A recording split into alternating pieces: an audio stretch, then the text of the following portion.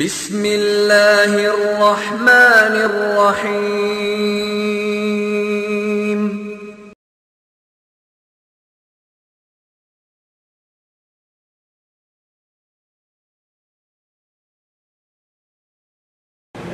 الحمد للہ نحمده ونستعینه ونستغفره ونعوذ باللہ من شرور انفسنا ومن سیئات اعمالنا من یهده اللہ فلا مضل له ومن یضلل فلا هادی له واشهد ان لا اله الا الله وحده لا شريك له واشهد ان محمدا عبده ورسوله اما بعد فان خير الحديث كتاب الله وخير الهدي هدي محمد صلى الله عليه وسلم وشر الأمور محدثاتها وكل محدثة بدعة وكل بدعة ضلالة وكل ضلالة في النار رب اشرح لي صدري ويسر لي أمري واحلل عقدة من لساني يفقهوا قولي رب أعوذ بك من همزات الشياطين وأعوذ بك رب أن يحضرون أعوذ بالله السميع العليم من الشيطان الرجيم بسم الله الرحمن الرحيم ألم نشرح لك صدرك ووضعنا عنك وزرك الذي أنقض ظهرك ورفعنا لك ذكرك فإن مع العسر يسرا إن مع العسر يسرا فإذا فرغت فانصب وإلى ربك فارغب۔ یہ سورۃ الشرح ہے اور اسے ہی علم نشرح پہلے جو اسٹارٹ میں الفاظ ہیں پورے دونوں لفظوں کے ساتھ بھی موسوم کیا جاتا ہے، سورۃ علم نشرح یا سورۃ الشرح۔ مکی صورتوں میں سے ہے اور سورۃ والضحیٰ جو کہ اس سے پہلے ہے، ان دونوں صورتوں میں نبی اکرم صلی اللہ علیہ وسلم پر کچھ انعامات کا یک کے بعد دیگر ذکر کیا گیا ہے، خصوصاً 3 انعامات جن کا تذکرہ سورۃ الضحیٰ میں ہے اور بقیہ 3 کا تذکرہ اس سورۃ الشرح میں ہے۔ یوں لگتا ہے کہ جیسے کسی مضمون کی 2 قسطیں ہوں۔ نبی اکرم صلی اللہ علیہ وسلم پر اللہ رب العزت نے کون کون سے انعامات فرمائے، پہلی قسط سورہ ضحیٰ میں اور دوسری قسط اس سورہ الشرح میں اللہ رب العزت نے نازل فرمائی۔ نبی اکرم صلی اللہ علیہ وسلم نے جب دعوت کا کام شروع کیا تو ظاہر ہے کہ وہ مکہ والے جو آپ کا بڑا ہی ادب بڑا ہی احترام کیا کرتے تھے،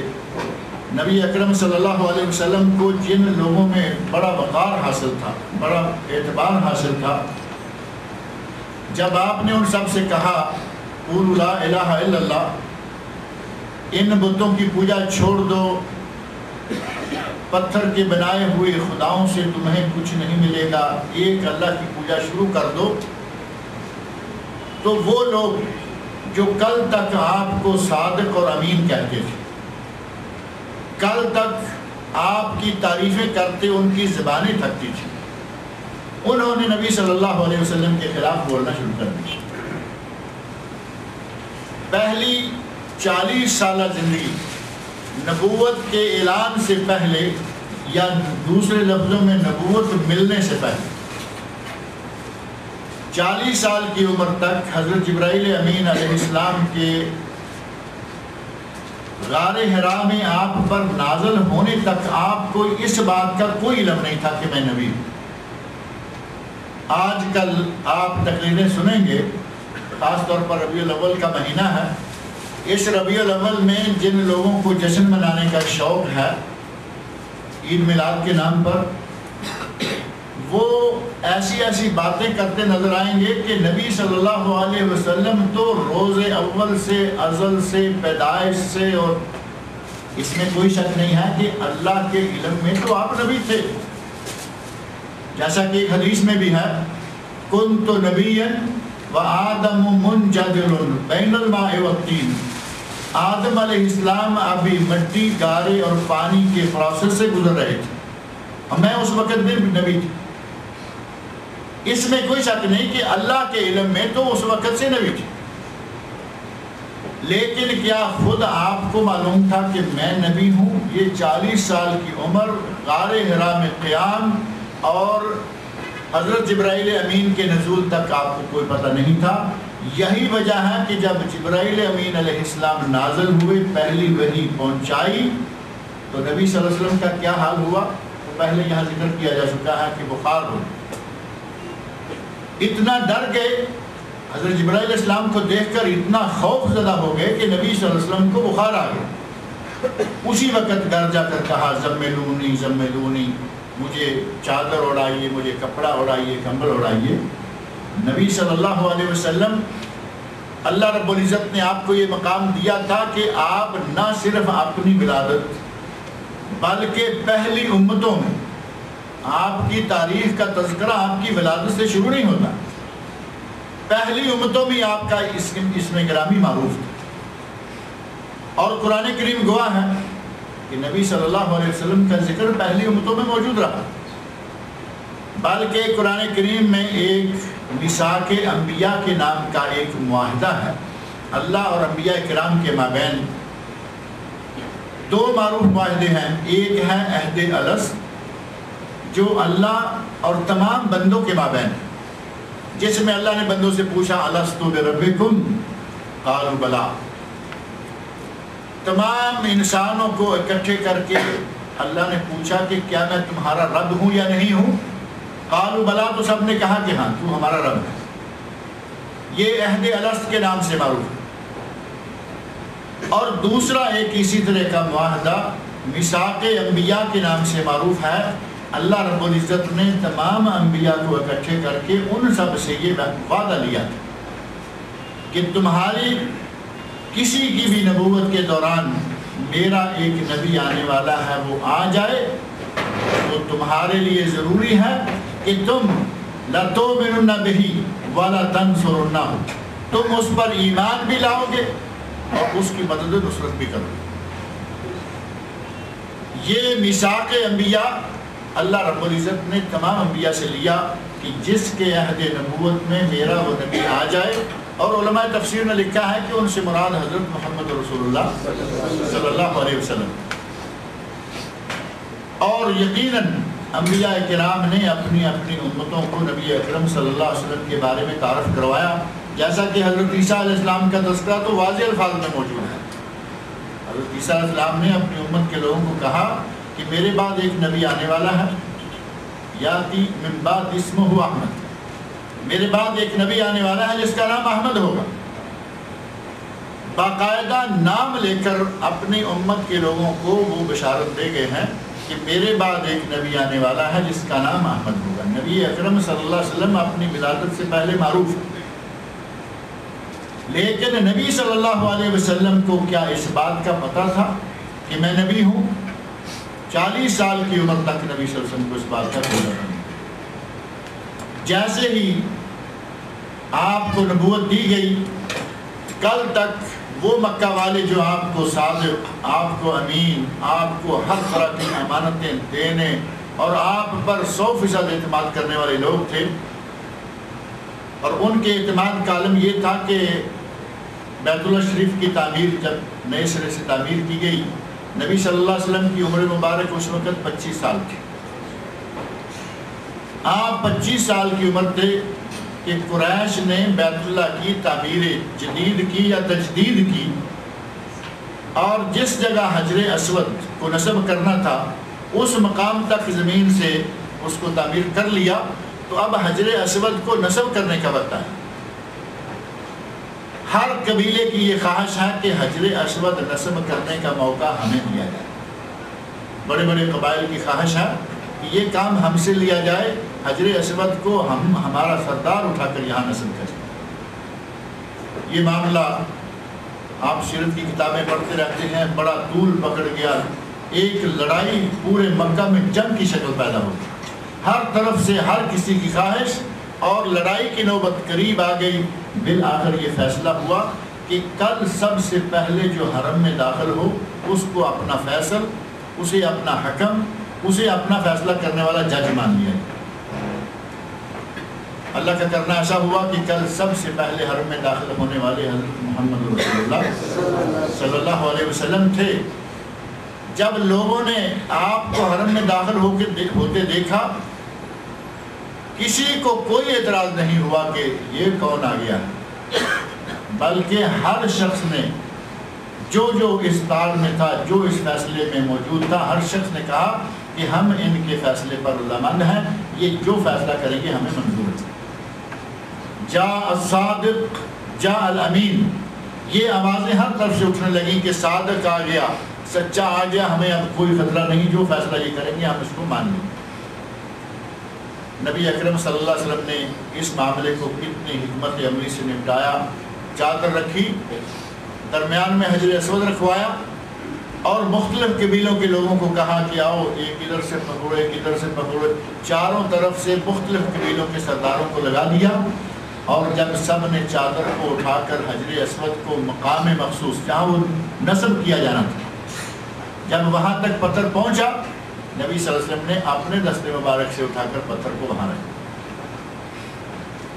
مکہ والوں نے نبی صلی اللہ علیہ وسلم کو اس طرح اپنی آنکھوں کا تارا بنایا ہوا تھا،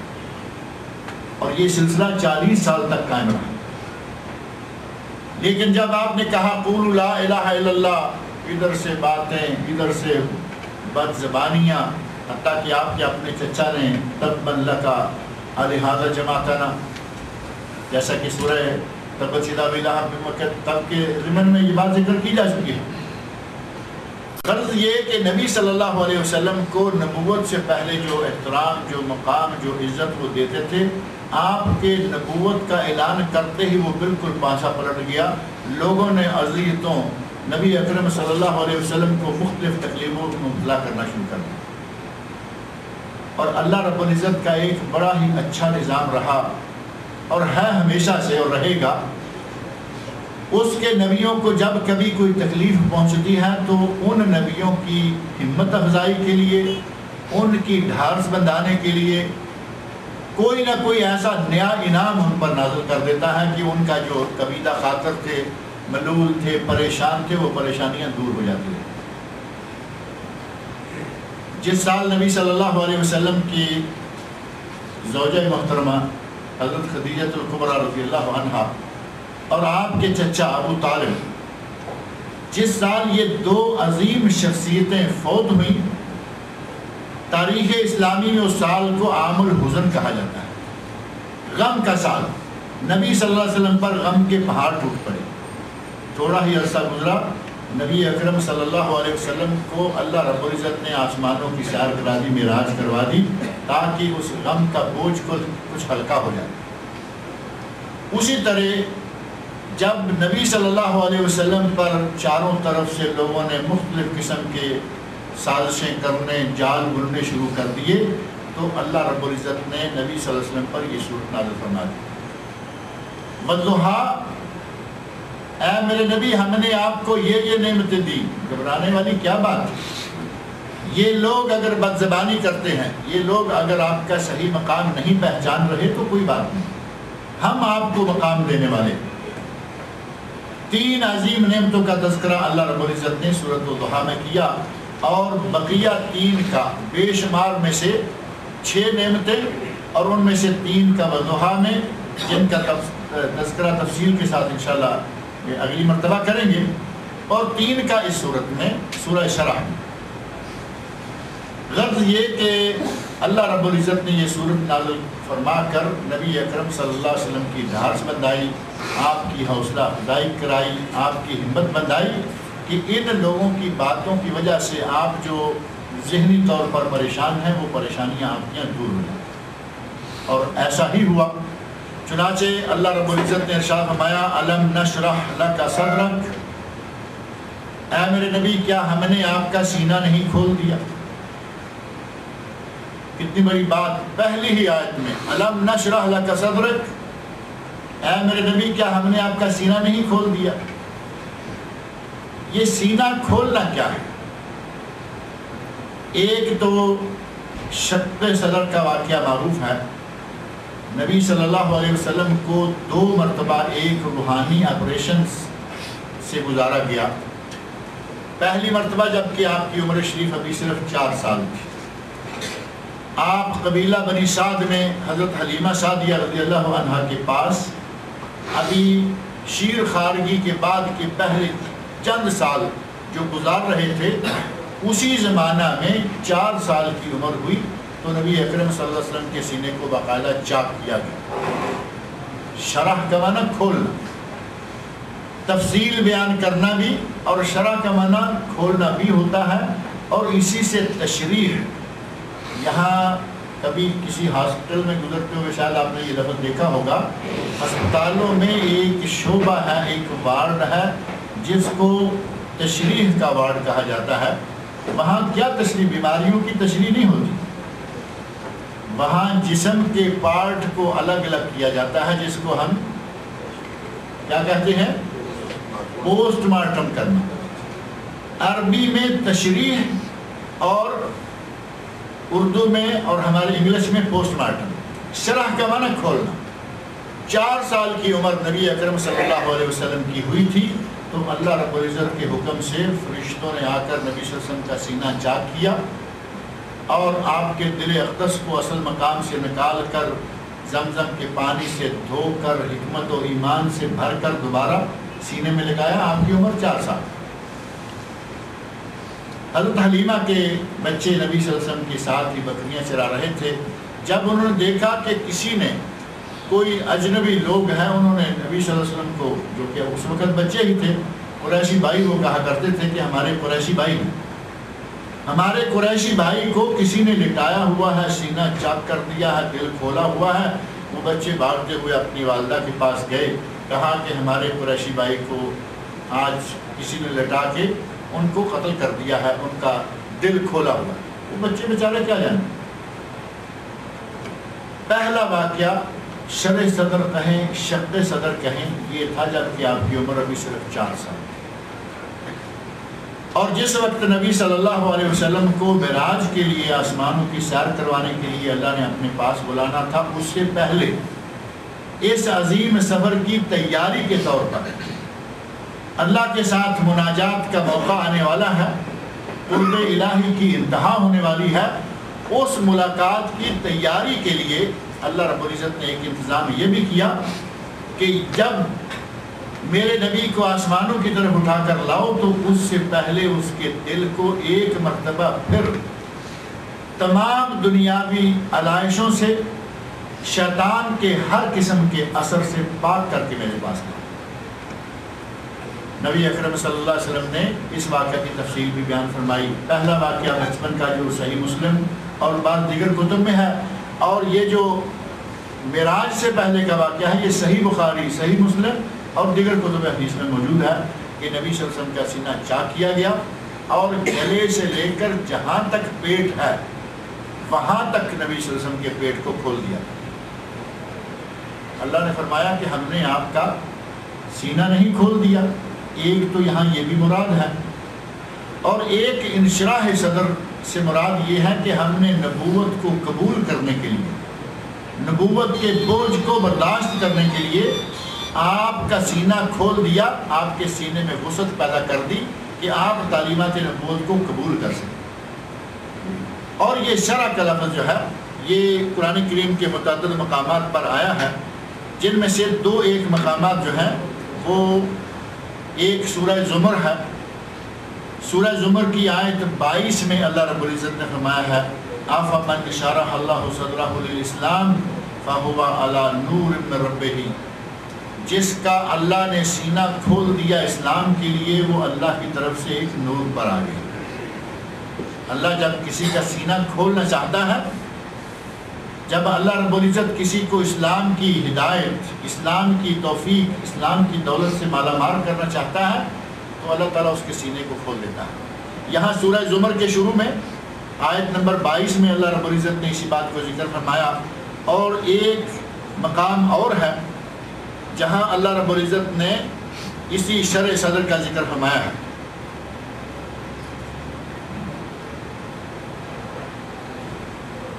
اور وہ مقام ہے سورۃ الانعام آیت 125۔ وہاں بھی اللہ رب العزت نے فرمایا فَمَن يُرِدِ اللَّهُ أَن يَهْدِيَهُ يَشْرَحْ صَدْرَهُ لِلْإِسْلَامِ، اللہ جس کو ہدایت دینا چاہتا ہے اس کا سینہ اسلام کے لیے کھول دیتا ہے۔ قرآن کریم کے یہ مقامات اور اس کے علاوہ بعض دیگر مقامات بھی ہیں، 4-6 مقامات پر اللہ رب العزت نے یہ شرح صدر کا ذکر جو ہے وہ فرمایا ہے۔ مراد یہ ہے کہ نبی اکرم صلی اللہ علیہ وسلم کا اللہ رب العزت نے سینہ کھول دیا نبوت کی قبولیت، تعلیمات نبوت کو قبول کرنے کے لیے، اس میں وسعت فرما دی۔ اور چونکہ حالات ایسے تھے،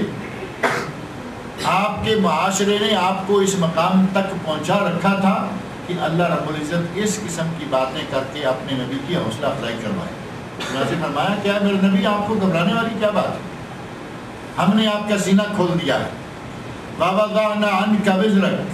اور ہم نے آپ کے تمام بوجھ، آپ پر جتنے بوجھ تھے وہ ہم نے آپ سے اتار دیے۔ الَّذِي أَنْقَضَ ظَهْرَكَ، وہ بوجھ جنہوں نے آپ کی کمر کو توڑ رکھا تھا۔ اب یہ کون سے بوجھ تھے؟ کیا کوئی وزنی چیز آپ نے اٹھائی ہوئی تھی؟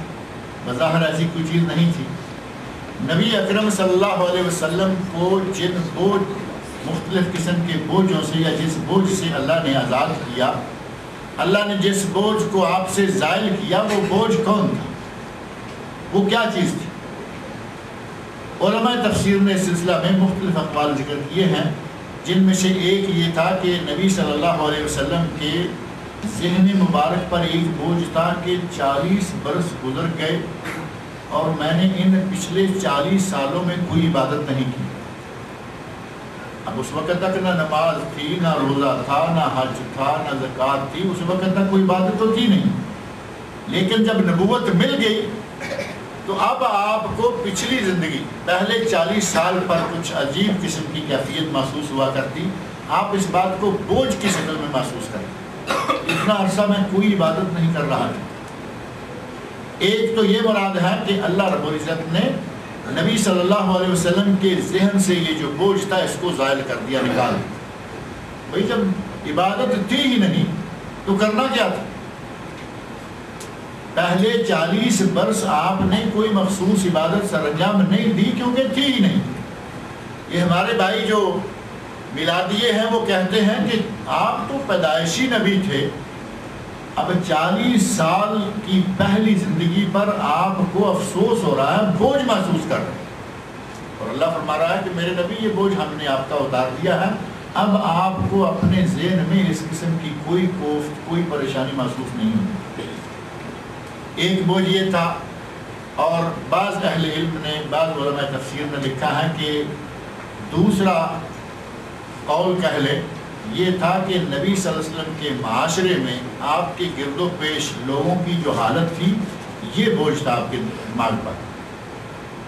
پورا معاشرہ، پورا مکہ شرک سے بھرا ہوا ہے، پوری فضائے مکہ شرک سے لبریز ہے، قتل و غارت ہے، زناکاری ہے، فساد ہے، چوری ہے، ڈاکے ہیں، یعنی ہر وہ بیماری جو کسی معاشرے میں ہو سکتی ہے، نبی صلی اللہ علیہ وسلم کے عہد مبارک میں جب آپ کو نبوت دی گئی ہے تو یہ ساری بیماریاں موجود تھیں۔ ان تمام بیماریوں کو ختم کرنے، ان تمام برائیوں کو مٹانے کے لیے تو نبی اکرم صلی اللہ علیہ وسلم کو نبی بنا کر بھیجا گیا۔ نبی صلی اللہ علیہ وسلم کو اللہ رب العزت نے دیکھا کہ اپنے گرد و پیش میں جو مختلف برائیاں ہیں، فساد ہے، لوگوں کی بری عادات ہیں، بے حیائی کی انتہا ہے، اب اس معاشرے کی حالت کیا تھی؟ سیرت کی کتابوں میں، تفسیر سے علاوہ سیرت کی کتابوں میں بہت طول طویل تفصیلات ملتی ہیں کہ جن دنوں میں نبی صلی اللہ علیہ وسلم کو نبوت دی گئی، منصب رسالت پر سرفراز کیا گیا، ان دنوں مکہ والوں کا حال کیا تھا۔ اللہ کو صاحب اولاد مانا جاتا، فرشتے اللہ کی بیٹیاں ہیں۔ قرآن کریم میں اللہ نے اس بات کا تذکرہ کیا ہے کہ تم کہتے ہو کہ میرے یہ فرشتے جو ہیں یہ میری بیٹیاں ہیں، فرمایا کہ تم اپنے لیے بیٹے مانگو اور میرے لیے اتنی لا تعداد بیٹیاں بنا دی ہیں۔ تِلْکَ اِذًا قِسْمَةٌ ضِیزَةٌ، بڑی بھونڈی تقسیم کرتے ہو، اپنے لیے بیٹے مانگتے ہو اور میرے لیے لاتعداد بیٹی۔ اللہ کی بیٹیاں مانگتے تھے، اور اسی طرح کی ایک نہیں مشرکانہ حرکات سے بھرے ہوئے تھے۔ بتوں کو پوجتے تھے، بتوں سے مانگتے تھے، اور بت بھی کس کس طرح کے کئی مرتبہ میں ذکر کر چکا ہوں۔ صحابی کہتے ہیں پتھر لیا، اس کو اپنا خدا بنا لیا، اسی کی پوجا شروع کر دی۔ راستے میں چلتے ہوئے اس سے اچھا پتھر ملا، پہلا پتھر جو اٹھائے ہوئے تھے جس کو خدا بنائے ہوئے ہیں، اس سے زیادہ اچھا خوبصورت ملا تو پہلے کو پھینک دیا اور اس کو اٹھا کے خدا بنا لیا۔ اس حد تک گری ہوئی قوم اخلاقی اعتبار سے، دینی اعتبار سے۔ نبی اکرم صلی اللہ علیہ وسلم کے عہد مبارک میں جب آپ کو نبوت ملی، شرم و حیا نام کی چیز کوئی نہیں تھی۔ سیرت کی کتابوں والوں نے لکھا کہ جو جہاں چاہے بول و براز کے لیے بیٹھ جاتا، یہ کوئی پردہ، کہیں لوگوں کی نظروں سے تھوڑا ہٹ کر بیٹھنا ہے، دور جا کے بیٹھنا ہے، پردہ کرنا ہے، کچھ بھی نہیں۔ اس قسم کے ماحول کا نبی صلی اللہ علیہ وسلم کے دل مبارک پر، ذہن مبارک پر ایک بوجھ تھا۔ اللہ رب العزت نے وہ بوجھ بھی زائل کر دیا اور فرمایا وَوَضَعْنَا عَنْكَ وِزْرَكَ، اے میرے نبی ہم نے آپ سے آپ کا بوجھ اتار دیا، الَّذِي أَنْقَضَ ظَهْرَكَ، جس نے کہ آپ کی کمر کو توڑ رکھا تھا، یعنی وہ بوجھ ہم نے زائل کر دیا۔ وَرَفَعْنَا لَكَ ذِكْرَكَ، اور فرمایا کہ ہم نے آپ کا ذکر بلند کر دیا۔ مکی صورتوں میں سے ہے، اور مکہ مکرمہ میں جب نبی اکرم صلی اللہ علیہ وسلم کو مبعوث کیا گیا ہے، اس وقت آپ کیا اور آپ کی جماعت کیا، ایک آپ تھے جب نبوت کا اعلان کیا، اور مکی زندگی میں کچھ لوگ آپ کے ساتھ اور مل گئے۔ وہ معروف ہے، پہلی عورت اسلام لانے والی حضرت خدیجہ کبریٰ رضی اللہ عنہا، پہلے مرد اسلام لانے والے حضرت ابوبکر صدیق رضی اللہ عنہ، اور پہلے نوجوانوں میں سے یا بچوں میں سے حضرت علی رضی اللہ عنہ، غلاموں میں سے حضرت زیاد بن حارثہ رضی اللہ عنہ۔ یہ 4-6 پھر سابقون الاولون، کچھ اور جماعت مل گئی، لیکن سب مل کر بھی تھوڑے سے لوگ تھے۔ اتنے تھوڑے لوگ تھے کہ چھپ کر حضرت ارقم کے گھر میں، دار ارقم میں نمازیں پڑھی جاتی تھی، حرم میں جا کر، مسجد حرام میں جا کر نمازیں پڑھنے کی اجازت نہیں تھی۔ اس ماحول میں اللہ رب العزت فرما رہے ہیں وَرَفَعْنَا لَكَ ذِكْرَكَ، ہم نے آپ کا ذکر بلند کر دیا۔ تو بات کو سمجھنے میں تھوڑی دقت محسوس ہوتی ہے، لیکن اگر ہم نبی اکرم صلی اللہ علیہ وسلم کی حیات طیبہ، آپ کی سیرت پر نگاہ ڈالیں، اللہ رب العزت کے ارشادات اور نبی اکرم صلی اللہ علیہ وسلم کی تعلیمات کو اپنے سامنے رکھیں، تو یہ بات بالکل آسانی سے کھل کر ہمارے سامنے آ جاتی ہے کہ واقعی اللہ رب العزت نے نبی کے ذکر گرامی کو بہت بلند کر دیا۔ مکہ میں مسلمان تھوڑے تھے، مکہ میں حالات مسلمانوں کے لیے بہت تنگ تھے، لیکن یہ حالات دیر تک نہیں رہے۔ پہلے 13 برس مکہ میں رہے اور اس کے بعد حالات جو ہے وہ فوراً بدلے، لیکن ان 13 برسوں میں بھی روز بروز نبی صلی اللہ علیہ وسلم کا ذکر مبارک بڑھتا رہا۔ آپ کے چچا نے کہا تھا کہ یہ اب دم کٹا ہو گیا ہے، اس کا ذکر ختم ہو گیا۔ آپ کا بیٹا ابراہیم جب فوت ہوا تو دیگر لوگوں سے قطع نظر، یہ تبت یدا ابی لہب کے ضمن میں نے یہ بات بھی ذکر کی تھی کہ دوسرے لوگ تو یہ تانا دیتے ہی دیتے، آپ کا چچا، آپ کا پڑوسی، دیوار درمیان میں ایک تھی، گھر کے ساتھ گھر ملا ہوا تھا، اور جب ابراہیم رضی اللہ تعالیٰ عنہ نبی صلی اللہ علیہ وسلم کے فرزند ارجمند فوت ہوئے تو اس چچا ابو لہب نے کہا تھا کہ بات ختم ہو گئی۔ اللہ رب العزت نے فرمایا نہیں میرے نبی، آپ نہیں، ان شانئک هو الابتر، تیرا دشمن دم کٹا ہے، تیرے دشمن کا نام و نشان مٹے گا، تیرا نہیں۔ یہاں اللہ رب العزت فرما رہے ہیں وَرَفَعْنَا لَكَ ذِكْرَكَ، ہم نے آپ کا ذکر بلند کر دیا۔ اب مکہ مکرمہ کی زندگی میں ذکر بلند ہونا شروع ہوا، اور ابھی آپ مکہ مکرمہ میں ہی ہیں آپ کا ذکر خیر مدینہ منورہ پہنچا، ابھی آپ مکہ مکرمہ میں ہی ہیں، آپ کا ذکر گرامی حبشہ پہنچا۔ پہلے صحابہ کرام حبشہ تشریف لے گئے، جسے ہجرت حبشہ کہا جاتا ہے۔ 83 مرد، کچھ عورتیں، کچھ بچے، پھر 100 سے تھوڑے زیادہ، 2-3 ٹرپ وہاں پہنچے تو مشرکین مکہ پیچھے تعاقب کرتے ہوئے وہاں پہنچ گئے۔ وہ افریقہ کی بستی، افریقہ کا ملک، افریقہ کا علاقہ جو کہ مکہ مکرمہ سے انتہائی دور ہے، اللہ رب العزت نے نبی صلی اللہ علیہ وسلم کا ذکر مبارک وہاں بھی پہنچا۔ مشرکین مکہ پیچھے پہنچے تو کیا اس سے ذکر کم ہوا؟ پیچھے پہنچے تو نبی صلی اللہ علیہ وسلم کا ذکر اور بڑھ گیا۔ اہل حبشہ، خاص نجاشی جو حاکم حبشہ تھے، انہوں نے خود اسلام کو قبول کر لیا، نبی اکرم صلی اللہ علیہ وسلم کی نبوت کو خود تسلیم کر لی، اور اس کے بعد مدینہ منورہ آپ کا ذکر پہنچا۔ حج کے موقع پر مدینہ منورہ سے مختلف لوگ، مختلف وفد آئے اور نبی صلی اللہ علیہ وسلم کے دستے مبارک پر بیعت کی، جو بیعت عقبہ اولا اور بیعت عقبہ ثانیہ، ان 2 ناموں سے وہ بیعت مشہور ہے۔ مدینہ والوں نے نبی اکرم صلی اللہ علیہ وسلم کو دعوت دی کہ اے اللہ کے رسول، پہلے اسلام لائے اور کہا کہ یہ بستی آپ کے لیے مناسب نہیں ہے، آپ ہمارے مہمان بن جائیں۔ بیعت عقبہ اولا اور بیعت عقبہ ثانیہ کے مقام پر مدینہ والوں نے نبی اکرم صلی اللہ علیہ وسلم کے دستے مبارک پر بیعت کی اور آپ کا ذکر خیر مدینہ منورہ پہنچ گیا۔ وہ مقام جہاں نبی اکرم صلی اللہ علیہ وسلم کے دستے مبارک پر ان مدینہ والوں نے بیعت کی تھی، اس جگہ پر ایک مسجد ہے آج کل چھوٹی سی، مسجد البیعہ، اس مسجد کا نام ہی مسجد بیعت۔ کچھ عرصہ پہلے تک وہ مسجد نظر نہیں آتی تھی، کیونکہ یہ بیعت منا میں جہاں سارے لوگ حج کے لیے جمع تھے، وہاں سے تھوڑا ہٹ کر پہاڑی کے پیچھے اس مقام پر چھپ کر بیٹھ کر یہ بیعت کی گئی تھی۔ جب اب آج کل سعودی حکومت نے منا کو کھلا کیا ہے، خاص طور پر جمرات کی جگہ کو کھلا کیا ہے، تو جہاں جمرات ہیں تینوں، ان کے دائیں بائیں جتنی بھی مکہ سے جب آپ جا رہے ہیں یا ادھر سے آ رہے ہیں منا کی طرف سے، تو جب آپ وہاں پہنچیں گے آپ آج کل دیکھیں گے کہ پہلے یہ جگہ بڑی تنگ تھی، پہلے چاروں طرف پہاڑ تھے، صرف وہ ایک لائن جا رہی تھی۔ آج کل ان پہاڑوں کو کافی حد توڑ کر اس جگہ کو بہت کھلا کر دیا گیا ہے۔ ایک تو وہ 5 منزلہ تعمیر ہونے والے ہیں، یہ جمرات کے پل ہیں، یہ 5 پل اوپر نیچے آنے والے ہیں،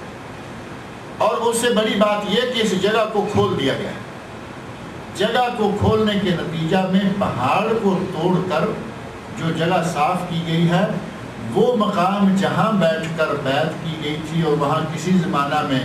ایک مسجد بنا دی گئی تھی، اب وہ مسجد کھول کر سامنے آ گئی۔ مسجد بیعت، کچھ عرصہ پہلے مجھے اتفاق ہوا وہاں جانے کا، تو پتہ چلا، اس کی تاریخ معلوم کی تو پتہ چلا کہ یہ وہ مقام ہے جہاں نبی اکرم صلی اللہ علیہ وسلم کے دستے مبارک پر مدینہ والوں نے بیعت کی تھی، اور اس مسجد کا نام ہی مسجد بیعہ ہے۔ غرض یہ کہ مکہ مکرمہ سے نبی صلی اللہ علیہ وسلم کا ذکر خیر حبشہ پہنچا، مکہ مکرمہ سے مدینہ منورہ پہنچا۔ اللہ رب العزت نے آپ کے ذکر کو بلند کرنے کے مختلف طریقے اختیار فرمائے، اور پھر نبی صلی اللہ علیہ وسلم کے ذکر خیر کو بلند کرنے میں مکہ والوں نے خود بہت بڑا کردار ادا کیا۔ حبشہ پیچھے پہنچے، باتیں ہوئیں، نجاشی کے باقاعدہ دربار لگا، انہوں نے پوچھا کہ بتائیے تمہارا نبی تمہیں کیا پیغام دے رہا ہے، اللہ کے نبی کا ذکر اونچا ہو رہا ہے۔ نجاشی کے دربار میں آپ کا ذکر خیر شروع ہو گیا، اور پھر یہاں مدینہ منورہ والے آئے، یہاں سے ذکر مدینہ منورہ پہنچا، اور جب نبی اکرم صلی اللہ علیہ وسلم حج کے موقع پر آپ اعلان کر چکے ہیں، پہلا جو حج آیا آپ کے اعلان نبوت کے بعد، تو مکہ والوں نے ایک کارروائی کی، وہ کارروائی سیرت کی کتابوں میں بڑی معروف ہے۔ انہوں نے کہا کہ کوئی ایسا طریقہ ہو کہ عرب اکٹھے ہوں گے، مختلف ممالک سے لوگ آئیں گے اور مکہ میں پہنچیں گے حج کرنے کے لیے، تو وہ کسی نہ کسی سے سنیں گے کہ یہاں ایک آدمی نے نبوت کا اعلان کیا ہے، تو کیوں نہ کوئی ایسا طریقہ اختیار کیا جائے کہ لوگوں کو پہلے سے اس کے خلاف بدزن کر دیا جائے۔ اس کام کے لیے انہوں نے یہ طے کیا کہ جتنے راستے مکہ پہنچتے ہیں باہر کی دنیا سے،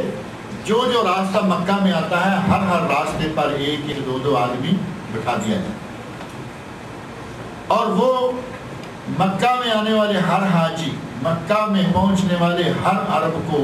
یہ سمجھاتے جائیں کہ دیکھو مکہ میں ایک آدمی ہے اور وہ اس طرح کی باتیں کرتا ہے۔ اب وہ باتیں کیا کرتا ہے یہ طے کرنے کے لیے انہیں بڑا وقت لگا۔ کسی نے کہا کہ کہیں کہ وہ جادوگر ہے، تو جو جادو جاننے والے تھے وہ بھی وہاں موجود تھے، وہ کہنے لگے کہ یہ جادوگر نہیں ہے، ہم جادوگروں کی اٹکل پچو جانتے ہیں، اس شخص میں جادوگروں والی کوئی بات نہیں۔ دوسرے نے کہا کہ چلے کہیں گے کہ وہ شاعر ہے۔ اب وہاں شعراء بھی موجود ہیں، انہوں نے کہا کہ شعر کو ہم سے بہتر کون جانتا ہے، وہ شاعر بھی نہیں۔ تیسرے نے کہا کہ کہیں گے وہ کاہن ہے، نجومی ہے، کاہن ہے، تو وہاں کہانت جاننے والے بھی موجود ہیں۔ انہوں نے کہا کہ کاہنوں کی جو خرافات ہوتی ہیں وہ ہم اچھی طرح جانتے ہیں، یہ کاہن بھی نہیں، اگر یہ باتیں کرو گے تو عرب اتنے پاگل نہیں ہیں کہ جو کاہن نہیں اس کو کاہن مان لے، جو جادوگر نہیں اس کو جادوگر مان لے، جو شاعر نہیں اس کو شاعر مان لے۔ اب سارے پریشان ہیں کہ کیا کریں کیا کہیں، تو بالآخر ایک کوڈ انہوں نے طے کر لیا کہ بس یہی کہیں کہ اس آدمی میں جادو کی تاثیر پائی جاتی ہے، یہ میاں بیوی کو لڑا دیتا ہے، یہ فلاں کر دیتا ہے، یہ فلاں کر دیتا ہے، لیکن ہر آدمی یک زبان ایک ہی بات کہے۔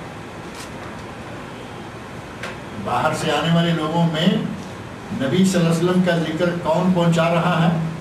مشرکین مکہ۔ مشرکین مکہ نے ذکر کو منفی انداز سے پہنچانا چاہا، جادوگر یہ وہ، لیکن جو لوگ اندر آ جاتے تھے وہ آ کر ساری چیزوں کو کھلے طور پر دیکھ لیتے تھے۔ نبی اکرم صلی اللہ علیہ وسلم کا تذکرہ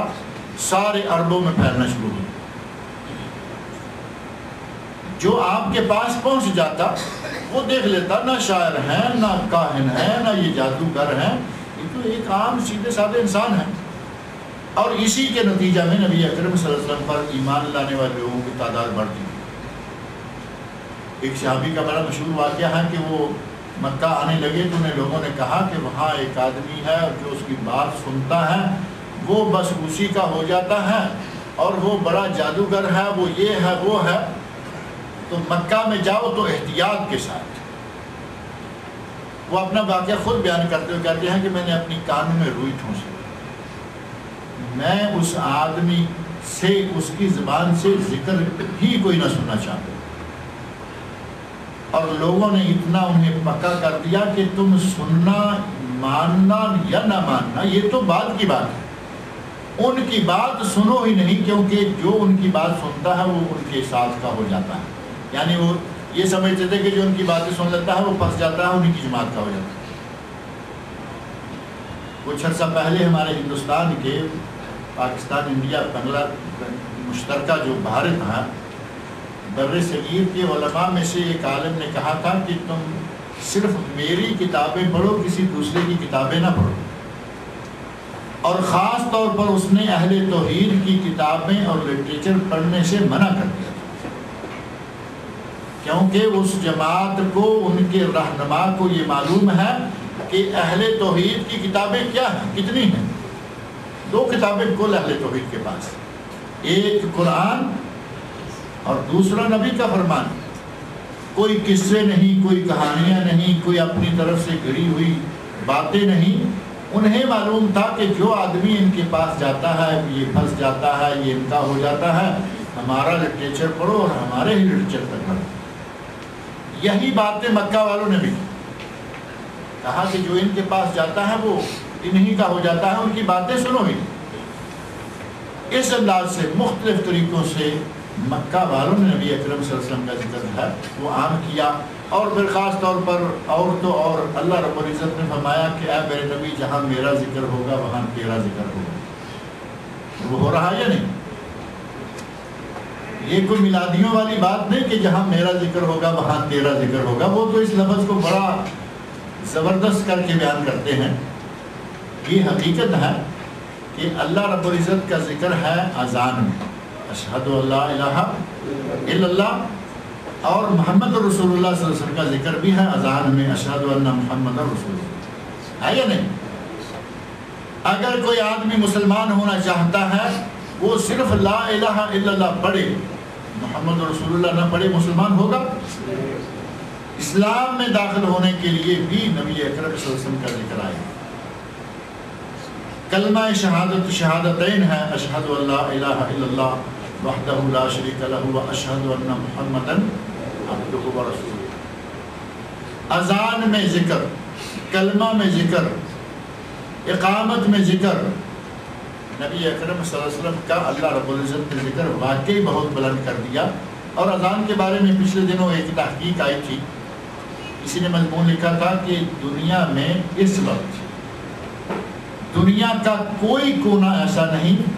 اور 24 گھنٹے کے منٹوں یا سیکنڈوں میں سے کوئی ایک سیکنڈ خالی نہیں بچتا کہ جب دنیا میں اسلام کے کسی نہ کسی حصے میں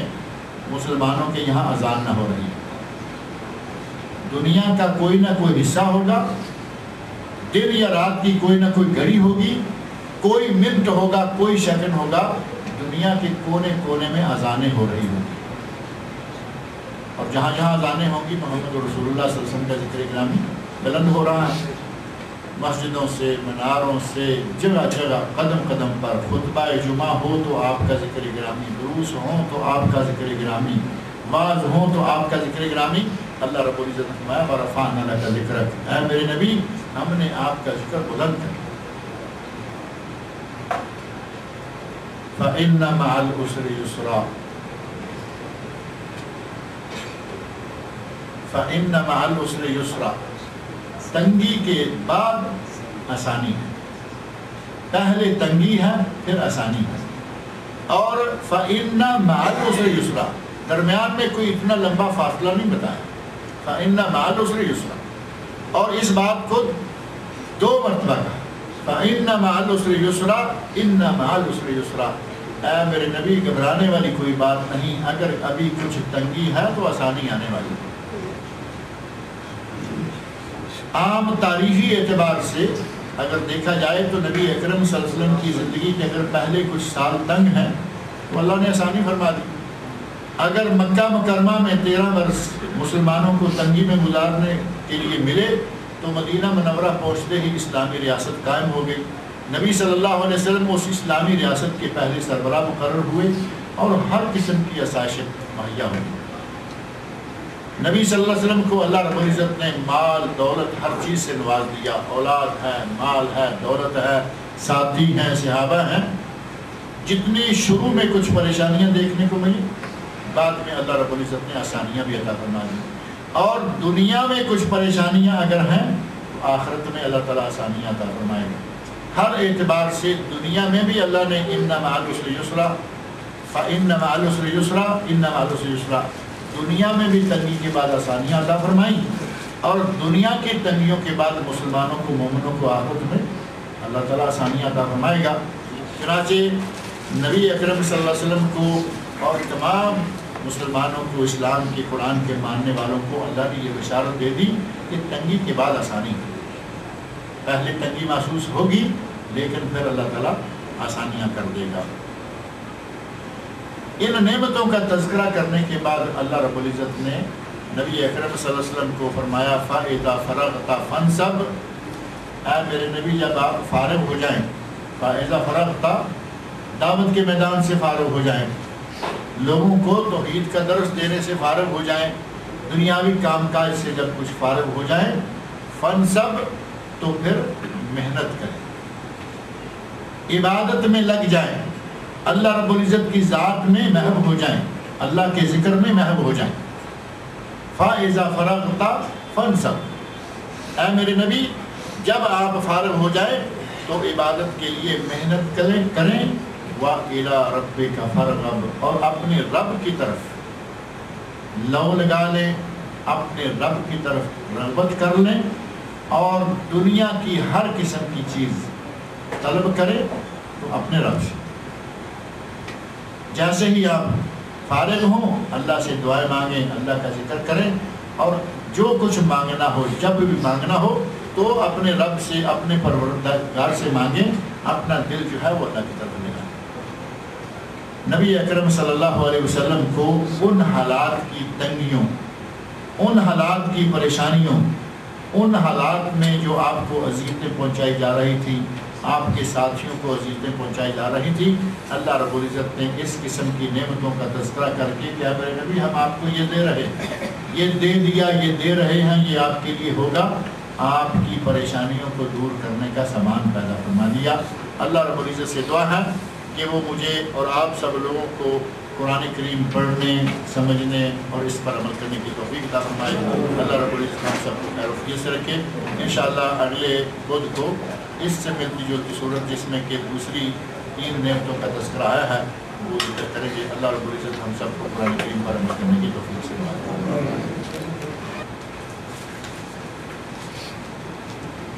کھانا کھاتے وقت اگر پیاس لگے تو کس ہاتھ سے پانی پینا چاہیے، دائیں سے یا بائیں سے؟ اگر دائیں ہاتھ کو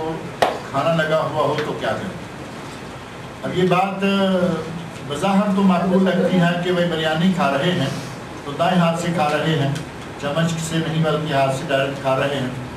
اب گلاس جو ہے یا بوتل ہے، یہاں جو بوتل ملتی ہے پانی والی، اور گلاس بھی یہاں وہ آٹومیٹک قسم کے جو ہوتے ہیں ریڈی میڈ، پیپر کے، پلاسٹک کے، اگر اس گلاس کو چکنائی لگ جائے گی تو کیا ہمارا آپ کا کوئی نقصان ہوگا؟ اور جو بوتل ہے 1 ریال والی یا چھوٹی یا بڑی کوئی بھی ہے، اگر بوتل کو آپ نے پانی اسی سے پینا ہے تو آپ نے تو بوتل کو پھینک دینا ہے۔ اب ہمارے یہاں رواج یہ ہو گیا، کہتے ہیں کہ گلاس، بوتل یا کوئی بھی چیز ہے یا شیشے کا گلاس حتیٰ کہ ہوٹل میں ہے، اگر آپ ہوٹل میں کھانا کھا رہے ہیں اور وہاں آپ نے دائیں ہاتھ سے پانی پیا اور اسی سے پہلے آپ چاول یا کھانا کھا رہے تھے، سالن لگا ہوا تھا، چکنائی چاولوں کی تھی، گلاس کو چکنائی لگ گئی تو ہمیں یہ ناگوار لگتا ہے کہ گلاس کو چکنائی کیوں نہیں؟ کہتے ہیں کہ یہ کہے گا کہ یار کیسے لوگ ہیں، انہیں کھانا کھانے کی تمیز نہیں، چکنائی گلاس کو لگ جائے یہ لفظ کوئی نہ کہے کہ کھانا کھانے کی تمیز نہیں، یہ گوارا کرنے کے لیے تیار نہیں، اور بائیں ہاتھ سے گلاس اٹھا کے پانی پئیں گے، اور اس کے بارے میں رسول اللہ صلی اللہ علیہ وسلم نے کیا فرمایا؟ فَإِنَّ الشَّيْطَانَ يَأْكُلُ بِشِمَالِهِ وَيَشْرَبُ بِشِمَالِهِ، بائیں ہاتھ سے شیطان پیتا ہے، شیطانی حرکت کریں، شیطانی فعل کا ارتکاب کریں اور کسی کی بات سننے کو تیار نہیں۔ ہمیں چاہیے کہ کھانا کھاتے ہوئے جب پیاس لگے یا جب بھی پانی پینا چاہیں، کھانا کھانے سے پہلے، کھانے کے دوران، کھانے کے بعد، پانی جب بھی پئیں دائیں ہاتھ سے، کیونکہ نبی اکرم صلی اللہ علیہ وسلم کا حکم ہے کہ دائیں سے پیو، دائیں سے کھاؤ۔ فَإِنَّ الشَّيْطَانَ يَأْكُلُ بِشِمَالِهِ وَيَشْرَبُ بِشِمَالِهِ، شیطان بائیں ہاتھ سے کھاتا ہے، بائیں ہاتھ سے پیتا ہے، تو ہمیں شیطان بننے کی کیا ضرورت ہے؟ گلاس دھوئیں گے ہوٹل والے، گھر میں گلاس دھوئے گی بیگم، بچے دھوئیں گے، اور اگر خود بھی دھونا پڑے تو کیا اس میں عیب ہے؟ گلاس خود دھو دیں، لیکن شیطانی حرکت سے، شیطانی فعل سے، شیطان کا نام اپنے کھاتے میں لگوانے سے بچ جائیں۔ اللہ تعالیٰ ہمیں صحیح طریقے سے کھانا پینے کے آداب کے مطابق کھانے پینے کی توفیق عطا فرمائے۔ بہرحال یہ کہ بعض لوگ بڑے اس بات کو لیتے ہیں کہ نہیں یہ گلاس خراب ہو جائے، گلاس خراب ہوتا ہے تو ہوتا رہے، سنت پر عمل کریں اور دائیں ہاتھ سے کھایا کریں، دائیں ہاتھ سے پیا کریں۔ کھانا پینا، سلام کرنا یعنی مصافحہ کرنا، لیٹنا، قدم قدم پر یعجبہ التیمم فی تناولہ و ترجلہ و فی شانہ کلہ، نبی صلی اللہ علیہ وسلم کو دایاں پہلو پسند تھا ہر معاملہ، چاہے جوتا پہنے، چاہے بال بنائیں، چاہے کپڑا پہنے، چاہے لیٹیں. آپ دیکھیں سنتوں کو پڑھ کے کہ قدم قدم پر آپ کو دائیں پہلو کی فضیلت کا پتہ چلے گا. اور کھانے کی باری آئی تو کھانا دائیں سے، پینے کی باری آئی تو پینا بائیں سے. انگریزوں نے، یہودیوں نے مسلمانوں کو بائیں کے چکر میں ڈالنے کے لیے کئی چالیں چلی. انہیں معلوم ہے کہ مسلمانوں کا نبی دائیں دائیں دائیں یہی سکھلاتا رہتا ہے. میں کہا کہ مسلمانوں کو اس رنگ میں ڈالو. چائے دیسی ماحول میں تو پی جاتی ہے بڑے پیالے میں. لسی پینے والے اور دودھ پینے والے لوگ ہوتے ہیں وہ چائے بھی بڑے پیالے میں پیتے ہیں، دونوں ہاتھوں سے پکڑا ہوا ہے چائے پی رہے. انگریز نے کہا نہیں، ان کو کپ اور ساسر، کپ اور پرچ میں چائے پلانے کا چسکا ڈالو. یہ کپ میں چونکہ چائے زیادہ ہوتی ہے اس کو دائیں ہاتھ میں پکڑیں گے، پرچ چھوٹی سی ہے اس میں چائے تھوڑی سی ڈال دیا. اپنی آنکھوں سے آپ نے بھی دیکھا ہوگا، دائیں ہاتھ میں کپ ہے، بائیں میں پرچ ہے، پرچ میں تھوڑی سی ڈالتے ہیں اور سرخ سرخ پیے چلے جا رہے ہیں. انہوں نے دائیں ہاتھ میں کپ پکڑا دیا لیکن پلایا پھر بائیں ہاتھ سے. اور یہ چھری کانٹے والی پارٹی جو ہے، پلیٹ میں گوشت پڑا ہوا ہے، دائیں ہاتھ میں چھری ہے، وہ بوٹی کو چھوٹا کرتے ہیں، بائیں سے کانٹا چبوتے ہیں. اللہ تعالیٰ